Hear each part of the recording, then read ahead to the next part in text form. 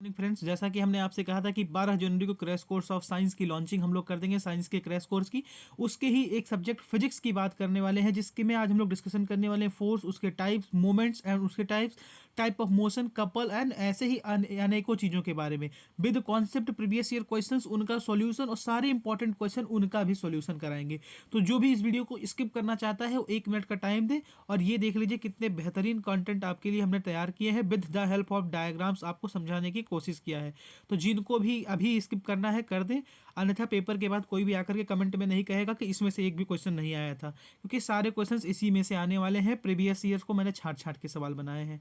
चलिए बिना वक्त गवाए वीडियो को शुरू करते हैं। पहला टॉपिक हमको डिस्कस करना है moment of force. Basically force तो कोई भी आता है, फोर्स से रिलेटेड सवाल आएगा तो मोमेंट ऑफ फोर्स जरूर पूछेगा। आइदर उसका एसआई यूनिट से रिलेटेड सवाल आ जाए, या तो उसके सीजीएस यूनिट से, या तो वो कौन सी क्वांटिटी है उससे सवाल आ जाए। तो आज सबको आपको डिस्कशन कर लेंगे हम लोग। बेसिकली इसमें 4 क्वेश्चंस का सोल्यूशन दिया गया है। प्रीवियस ईयर में सबसे ऑब्जेक्टिव आने लगा है, ये एसआई यूनिट और सीजीएस यूनिट हर बार किसी ना किसी का पूछता जरूर है। अब देखिए इसका फॉर्म डिफिनेशन क्या है। It is the product of magnitude of the force and the perpendicular distance of the line of action of force from the axis of rotation. Suppose ये आपकी रोटेटिंग बॉडी है, ये रोटेटिंग बॉडी है, ये आपका उसका एक्सिस है, और यहाँ से यहाँ तक का फाइनल तक का डिस्टेंस कितना है, डी है, और इस पे अप्लाइड होने वाला फोर्स कितना है, एफ है। तो मोमेंट ऑफ फोर्स, इसको ही टॉर्क भी बोलते हैं। कभी कभी डायरेक्ट टॉर्क से रिलेटेड सवाल भी पूछ लेता है, तो इसी को टॉर्क भी बोलते हैं। तो ये जो एक्सिस से डिस्टेंस है और इस पे लगने वाला फोर्स जिसके कारण बॉडी क्या हो रही है, रोटेट हो रही है, उसे ही मोमेंट ऑफ फोर्स बोलेंगे। तो ये देखिए इसको टॉर्क भी कहते हैं। ये है इसका फॉर्मूला। अगर सवाल डायरेक्ट इससे रिलेटेड सवाल नहीं पूछता है, न्यूमेरिकल वाइज, थ्योरी वाइज भर भर के सवाल आएगा। तो आपको याद रखना है, एक बॉडी है जिसको रोटेट कराना है, तो उसको एक हमने एक्सिस से, उसके पाइवोटेड पॉइंट से उसको टांग दिया है, और एक फोर्स लगा करके उसे रोटेट करा रहे हैं। तो जो डिस्टेंस है उसकी एक्सिस से बाहर की परपेंडिकुलर डिस्टेंस और जो लगने वाला फोर्स है, इसका आपस में मल्टीपल क्या कहलाएगा, वही कहलाएगा टॉर्क या moment of force. Perpendicular distance और जो फोर्स का क्वांटिटी है, मैग्नीट्यूड ऑफ फोर्स है, उसका मल्टीपल क्या कहलाएगा, मोमेंट ऑफ फोर्स या टॉर्क कहलाएगा। अब देखिए, अब इसमें ये वेक्टर क्वांटिटी है, कैसे है, क्योंकि इसमें डायरेक्शन भी हमें पता होना चाहिए। डायरेक्शन कैसे, नहीं, फोर्स जब इधर लगाएंगे तो फोर्स की डायरेक्शन क्या हो गई, इधर हो गई, क्लॉकवाइज या एंटी क्लॉकवाइज मूवमेंट कर गया। एसआई यूनिट इसकी क्या होती है, न्यूटन पर मीटर। कैसे एसआई यूनिट किसी भी चीज़ का आप लोग निकाल सकते हैं। तो देखिए फोर्स की एसआई यूनिट क्या होती है, न्यूटन, और इसकी डिस्टेंस की क्या होती है, मीटर। तो न्यूटन मीटर हो गया। समझ रहे हैं, इस हिसाब से आप किसी भी चीज़ का निकाल सकते हैं। अब इसका एक और सीजीएस यूनिट भी याद कर लीजिए, dyne centimetre. 1 newton is equals to 10⁵ dyne. अब इसको आप लोग याद कर लीजिएगा। चलिए नेक्स्ट स्लाइड पे हम लोग बढ़ते हैं। सारी पीडीएफ आपको टेलीग्राम चैनल पर मिलेगी, उसका लिंक डिस्क्रिप्शन बॉक्स में मिल जाएगा। अब ये बहुत वेरी वेरी इंपॉर्टेंट टॉपिक, कम से कम जब से पेपर शुरू हुआ है 5 से 6 बार ये सवाल पूछा जा चुका है कि कपल क्या होता है या मोमेंट ऑफ कपल क्या होता है। अब देखिए एक कपल क्या होता है। एक couple is a pair of a forces equal in magnitude, oppositely directed and displace by perpendicular distance और मूवमेंट। कपल एक पेयर ऑफ फोर्स होता है। बेसिकली उसमें 2 फोर्सेस होते हैं जिनका मैग्नीट्यूड सेम होता है, पर वह अपोजिट डायरेक्शन में वर्क कर रहे होते हैं। किस डायरेक्शन में, अपोजिट डायरेक्शन में वर्क कर रहे होते हैं। अभी इसको हम डिटेल इसको समझाते भी हैं, तब तक मोमेंट ऑफ कपल भी आप देख लीजिए। Moment of couple is defined as the product of either force and the displace and perpendicular distance between the line of action of forces. Moment of force क्या होता है, किसी भी फोर्स का, कोई 2 फोर्स लग रहे हैं। सपोज ये हमारी बॉडी है, ये हमारी बॉडी है, ये इसका मिड पॉइंट है जिसको हम लोग बोल ले रहे हैं, कुछ भी बोल ले रहे हैं। अभी चलिए, अच्छा ये आपकी बॉडी है, सपोज करिए ये आपकी बॉडी है, और इसमें पूरा डिस्टेंस कितना है, पूरा डिस्टेंस है आपका डी डिस्टेंस है पूरा। कितना, डी डिस्टेंस है आपको पूरा। डी डिस्टेंस हो गया। यहाँ पर भी एक फोर्स लग रहा है, इसके पॉइंट 1 पर भी एक फोर्स लग रहा है। तो जब इस पे लगेगा तो एक अपोजिट फोर्स भी लगेगा। तो ये देखिए pair of forces but oppositely directed and displaced. तो क्योंकि जब इधर सपोज आप कोई भी एक बॉडी लीजिए, उसको एक तरफ घुमाना शुरू करिए तो अपोजिट डायरेक्शन से ऊपर उठने लगती है ना। तो ये बॉडी अगर नीचे जाएगी तो यहाँ से बॉडी ऊपर भी तो उठने लगेगी। तो यही होता है कपल की, एक पेयर ऑफ फोर्सेस जिसका मैग्नीट्यूड सेम रहता है पर डायरेक्शन अपोजिट रहता है।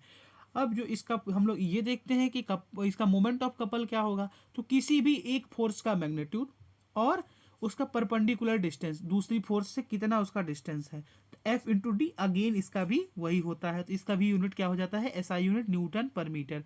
एक फोर्स, एक बॉडी है हमारी, एक फोर्स अगर यहाँ पर हम लगा रहे हैं एफ, तो इधर अपने आप ऑटोमेटिकली बॉडी उठ, सीसॉ का आप देखिए एक तरफ बैठते हैं दूसरी तरफ बॉडी उठ जाती है, एक तरफ ही फोर्स लगाते हैं ना, दूसरी तरफ तो अपने आप ही फोर्स लगेगा, तो दोनों दो फोर्सेस लग रहे हैं तो वहाँ पर क्या हो जाएगा, पेयर ऑफ फोर्सेस हो जाएगा, जिनका मैग्नीट्यूड इक्वल रहेगा बट अपोजिट डायरेक्शन में रहेगा। तो इसे ही हम लोग कपल बोलते हैं कि ऐसा पेयर ऑफ फोर्सेस जिनका मैग्नीट्यूड इक्वल है बट वो अपोजिट डायरेक्टेड रहे, उनकी डायरेक्शन अपोजिट रहे एक दूसरे से, and displaced by perpendicular distance और मोमेंट, और वह एक डिस्टेंस से एक दूसरे से दूर रहे। तो ये दो आपस में एक डी डिस्टेंस से दूर है, एक फोर्स इधर इसका मैग्नीट्यूड दोनों का सेम है, डायरेक्शन दोनों का चेंज है। समझ में आया होगा तो लाइक करिएगा।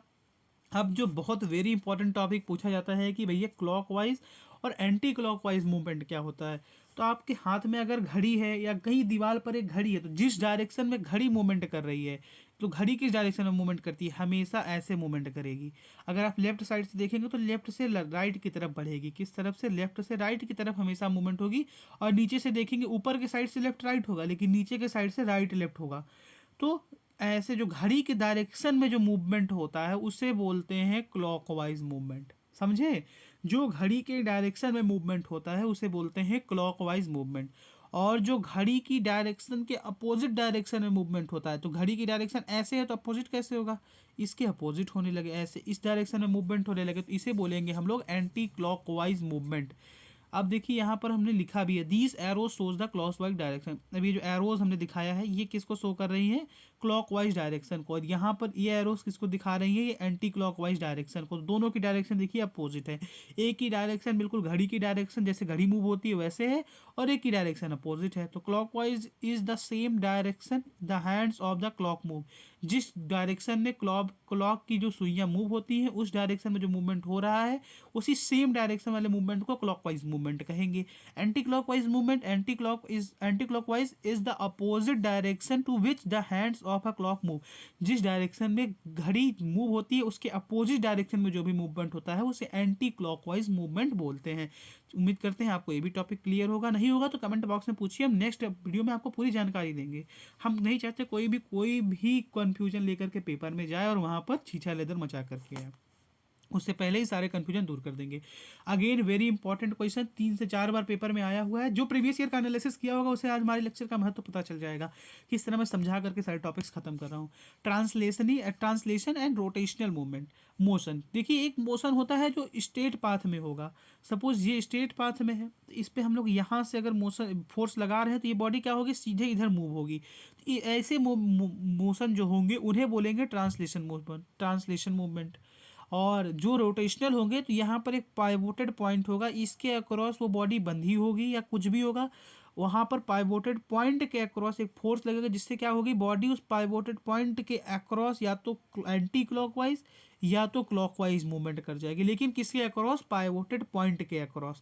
तो यही यहाँ पर लिखा भी हुआ है, in translation movement and object moves in a straight line, in a straight line में मूव होता है। देखिए यहाँ पर ये हमने आपको एग्जांपल दिखाया है ट्रांसलेशन मोशन का। अगर कोई ऑब्जेक्ट है, ये हमारा ऑब्जेक्ट है, इस पर हम फोर्स लगा रहे हैं, ये हमारा ऑब्जेक्ट हो गया, इस पर हम फोर्स एफ लगा रहे हैं, तो बॉडी किधर मूव हो जा रही है, एक लीनियर पाथ में स्ट्रेट लाइन में मूव हो जा रही है, तो ऐसे मोशन को ट्रांसलेशन मोशन कहेंगे। अब रोटेशनल मोशन क्या होगा, तो एक बॉडी जो है वो पाइवोटेड पॉइंट के अक्रॉस उसको रखा गया है, उस बॉडी पर एक फोर्स लगाया जा रहा है, तो बॉडी या तो clockwise either anti clockwise movement कर जा रही है। एंटी क्लॉकवाइज अभी पिछली स्लाइड में आपको पढ़ाए हैं, दोबारा उसको डिटेल डिस्कशन नहीं करेंगे। अब translation motion can be described by its distance and direction. अब इसको हम डिस्टेंस और डायरेक्शन से भी बता सकते हैं। सपोज ये 2 मीटर तक हमने ढकेला, तो हम बोल सकते हैं ना कि 2 मीटर तक ट्रांसलेशन मोशन लगाया हमने, 2 मीटर तक के हमने फोर्स लगाया, तो 2 मीटर तक की हमारी बॉडी क्या कर गई, मूव कर गई। तो इस और किस डायरेक्शन में, north south east west straight या अपवर्ड डाउनवर्ड, डायरेक्शन और डिस्टेंस से हम ट्रांसलेशन मोशन को डिस्क्राइब कर सकते हैं। पर rotational motion is described by its angle of rotation and axis of rotation, कितना एंगल रोटेट हुआ। अगर पूरा रोटेट हो गया तो 360 2 बार पूरा कर गया तो 2 बार मल्टीप्लाई करो। सपोज यहाँ से शुरू हुआ था और यहीं तक पहुँचा तो ये 90 डिग्री का ही रोटेशन हुआ। तो इसको हम लोग कैसे करते हैं, एंगल ऑफ रोटेशन से और एक्सिस ऑफ रोटेशन से रोटेशनल मोशन को डिस्क्राइब करेंगे, और जो हमारा ट्रांसलेशन मोशन रहेगा उसे हम लोग डिस्क्राइब कर सकते हैं उसके डिस्टेंस एंड डायरेक्शन से। तो डिफरेंस भी अगर पूछता है तो लिख दीजिएगा। ट्रांसलेशन मोशन में object moves in a straight line, rotational में ऑब्जेक्ट टर्न्स और spin around a central point, और translation motion can be described by its distance and direction, और rotational motion is described by its angle of rotation and axis of rotation. चलिए next slide पर बढ़ते हैं। अगर video पसंद आ रहा हो तो एक थम्स अप अवश्य दे दीजिएगा। अब देखिए forces, type of forces, very very important सवाल है, बहुत ही इंपॉर्टेंट क्वेश्चन है। टाइप ऑफ फोर्सेस, अगेन इस चैप्टर के जो सबसे ज़्यादा इंपॉर्टेंट टॉपिक्स थे उनको ही हमने डिस्कस किया है, जो पेपर में 5 से 6 बार पूछे गए रिपीटेड क्वेश्चन रहते हैं। अब देखिए एक कॉन्टैक्ट फोर्स होगा, एक नॉन कॉन्टैक्ट फोर्स होगा। अब देखिए कॉन्टैक्ट से आपको क्या समझ में आ रहा है कि दो बॉडीज होंगी, उनके बीच में आपस में कॉन्टैक्ट होगा, और one by which force is exerted, जिसके द्वारा एक फोर्स एक्सर्ट होगा। तो वही लिखा है, these forces represents the result of contact between the two bodies one by which force is exerted. दो बॉडी के कांटेक्ट में आने के बाद एक फोर्स एक्सर्ट होता है, जिसे ही हम लोग कांटेक्ट फोर्स बोलते हैं। And the other one which force is exert, देखिए एक दूसरी बॉडी पर, सपोज ये दो बॉडी है, ये दो बॉडीज हैं आपकी, दो कांटेक्ट में आ रही है, तो ये इसके ऊपर मोशन लगा, ये इस पे फोर्स लगाएगा, तो ये इस पे भी फोर्स लगाएगा। आप दीवार को ढकेलिए तो क्या दीवार आपके ऊपर फोर्स नहीं लगाता, वो भी रिटेलिएट कर रहा है, तो दीवार धड़ाम से उधर चला जाता। तो दीवार के फोर्सेस के जो उसके पार्टिकल्स हैं वो उसकी मजबूती का काम कर रहे हैं। तो आप लोग बोलते हैं मजबूत है, अपोजिट डायरेक्शन में वो भी आपके ऊपर फोर्स लगाता है, क्योंकि न्यूटन्स लॉ के अनुसार अगर आप आप किसी चीज़ पे फोर्स लगा रहे हैं तो वो भी आपके ऊपर फोर्स लगाएगा ही लगाएगा। अब every action had equal and opposite reaction, यही न्यूटन का लॉ है। उस लॉ के हिसाब से अगर आप किसी पे फोर्स लगा रहे हैं तो वो आप पे फोर्स लगा रहा है, तो अगर आप दीवार पे लगा रहे हैं दीवार भी आपके ऊपर लगा रहे हैं, इसीलिए आप दीवार को ढकेल नहीं पा रहे हैं, और उस दीवार का फोर्स कम हो जाएगा तो आप उसको ढकेल ले जाएंगे। दीवार का फोर्स कैसे कम होगा, जब उसके पार्टिकल्स वीक हो जाएंगे।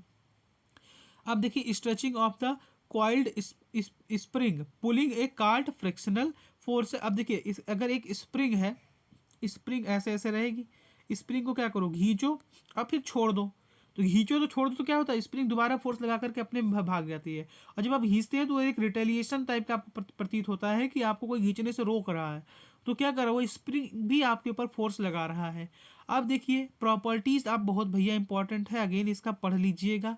तो इसका ये तो समझ में आएगी कि दो फोर्सेस, दो बॉडीज जब कांटेक्ट में आती है तो वह एक दूसरे पर जो फोर्स एक्सट्रैक्ट करती है उसे ही कांटेक्ट फोर्स बोलते हैं। Stretching of a coiled spring, pulling a cart, frictional forces, normal forces, forces in collision, collision मतलब टकराव, एक दूसरे से टकराने के बाद जब एटम्स भी आपस में टकराते हैं तो वो भी क्या करते हैं, कांटेक्ट फोर्सेस को वहां पर क्रिएट करते हैं, एक उसको ढकेलेगा एक उसको ढकेलेगा। प्रॉपर्टीज ऑफ कांटेक्ट फोर्सेस क्या है, द कॉस, देखिए प्रॉपर्टीज अगेन वेरी इंपॉर्टेंट, अलग से भी सवाल पूछता है प्रॉपर्टीज से, तो इसको भैया आप लोग लिख लीजिएगा कॉपी में, नोट्स बनाते चलिए जितना लेक्चर दे रहा हूँ, एक भी नंबर आपका इधर उधर से नहीं आएगा, किसी के भी 90% से कम नहीं आएंगे।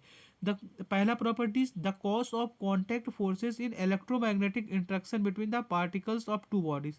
अब देखिए दो बॉडीज होंगी तभी भैया ये कॉन्टैक्ट फोर्सेस जो होंगी जनरेट करेगा, बिना दो बॉडी के आप चाहेंगे इसको जनरेट कराना तो नहीं कर पाएगा। It has a small range of 10 to 15 metre, उन दोनों के बीच में जो रेंज होगा वो बहुत ही कम रेंज होना चाहिए, 10 से 15 मीटर का रेंज होना चाहिए।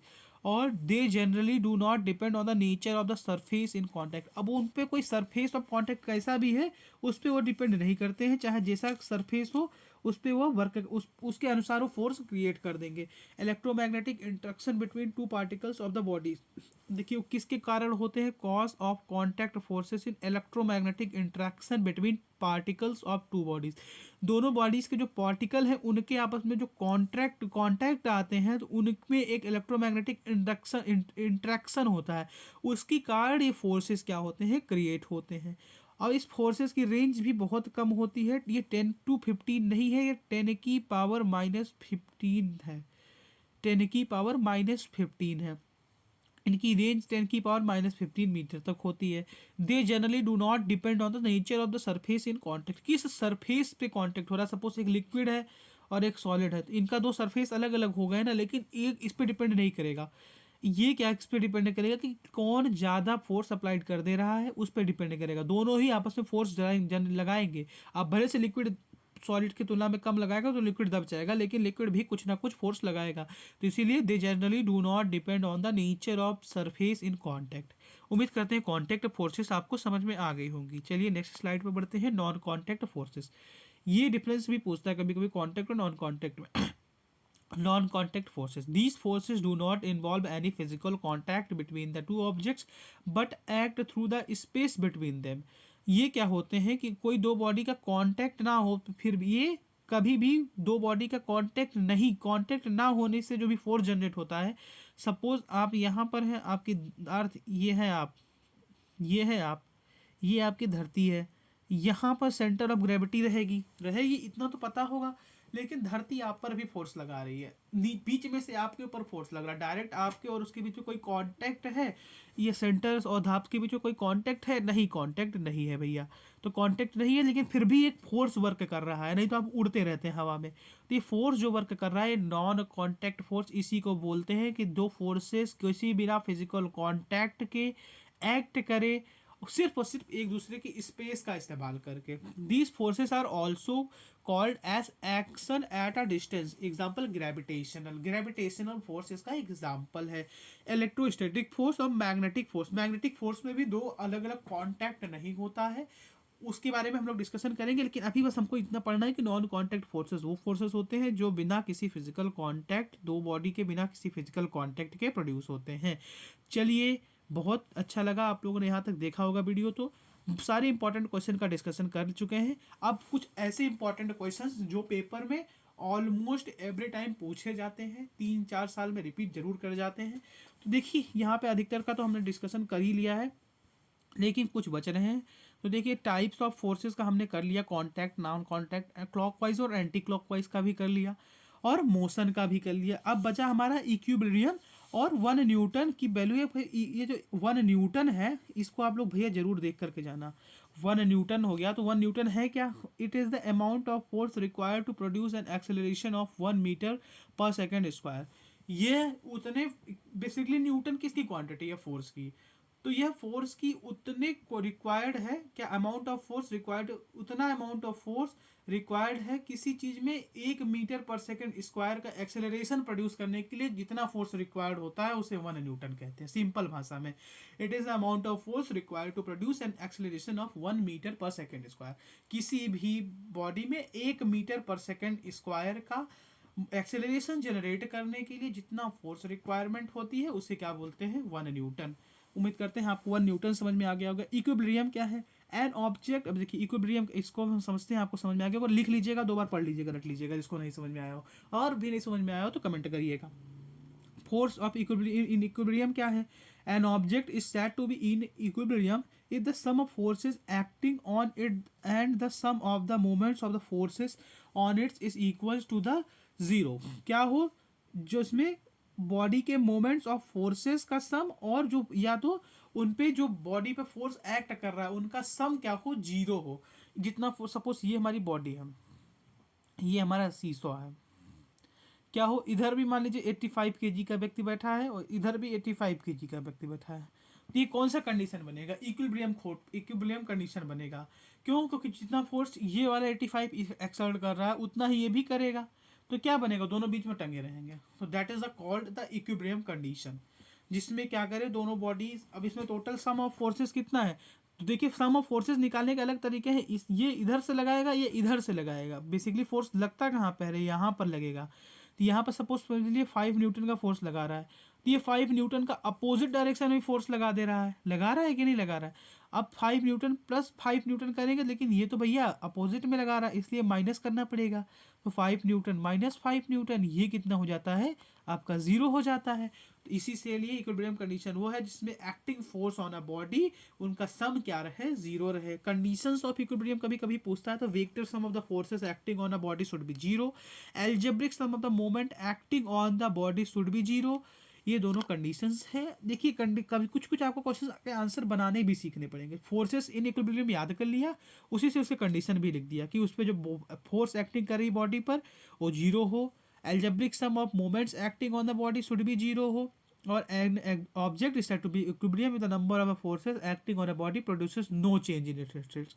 उस बॉडी पर के स्टेट में कोई भी परिवर्तन ना कर पाए जितने भी फोर्स एक्ट कर रहे हैं, तो उसे क्या बोला जाता है, कंडीशन ऑफ इक्विलिब्रियम। मींस कोई बॉडी अगर मोशन में है तो मोशन में ही रहे, रेस्ट में है तो रेस्ट में ही रहे, तो ऐसे को क्या बोलेंगे, स्टेट ऑफ इक्विलिब्रियम। ये हो गया, ये हो गया, ये हो गया, टाइप्स ऑफ फोर्सेस हो गए। सेंटर ऑफ ग्रेविटी क्या होती है, अब इसमें से कुछ लोगों को बोल पता होगा ये चीज़, तो जिन्हें पता है वो बहुत अच्छी बात, जिन्हें नहीं पता है वो यहाँ पर देखें। तो centre of the gravity of a body is the point about which the algebraic sum of moments of weights of all particle consisting the body is zero. जैसे ये कोई आपकी बॉडी है, ठीक है, इसका सेंटर कहाँ होगा, ये होगा। अब यहाँ पर क्या होगा, जितने भी बॉडी का जो एल्जेब्रिक सम है उनके मोमेंट्स ऑफ वेट का, इस पॉइंट पर क्या होगा, जो उस बॉडी में एल्जेब्रिक सम होगा उसके मोमेंट्स ऑफ वेट का, जितने भी पार्टिकल हैं उस बॉडी में सबका एल्जेब्रिक सम वेट का कितना हो जाएगा, यहाँ पर जीरो हो जाएगा। तो ऐसे ही पॉइंट को क्या बोलते हैं, centre of gravity. Centre of the gravity किसी बॉडी का वह पॉइंट है जिस पर algebraic sum of moments of weights of the all particles constituting the body is zero. उस बॉडी में जितने भी पार्टिकल लगे हैं उन सब का वेट का एल्जेब्रिक सम, यानी कि सम जिस पॉइंट पर जीरो हो जाता है उसे ही उस बॉडी का सेंटर ऑफ ग्रेविटी बोलते हैं। अब आपको कुछ चीज़ें याद करनी पड़ेगी, क्या याद करनी पड़ेगी, या तो हम बोलिएगा तो आपको, चलिए हो सकता है, टाइम देखते हैं, हाँ टाइम लगभग हो चुका है, हम आपको उसको एक फॉर्म में दे देंगे, इमेज फॉर्म में अभी पोस्ट कर देंगे कुछ देर बाद। आप याद कर लीजिए कि किस बॉडी की सेंटर ऑफ ग्रेविटी कहाँ रहती है।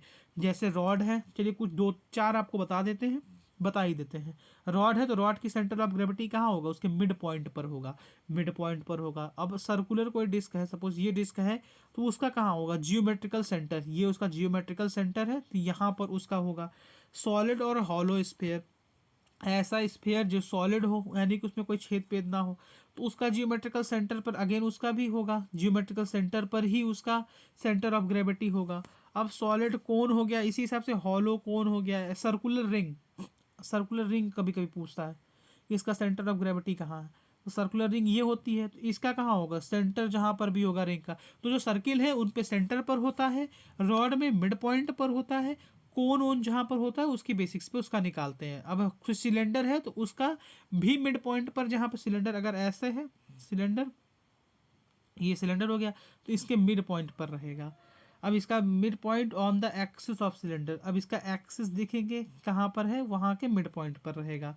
अब इसी के हिसाब से आज की वीडियो का हमें लगता है कि हमें अंत करना चाहिए। अपना बहुत ख्याल रखिए, हंसते रहिए, मुस्कुराते रहिए। इन सवालों का एक बार रिवीजन अवश्य कर लीजिएगा, अपने प्रत्येक दोस्त के पास शेयर करिए जिसको भी इस बार अच्छे नंबरों से पास होना है, या तो जिसको पास होना है बस अभी तैयारी उसने नहीं शुरू की थी अब कर रहा है।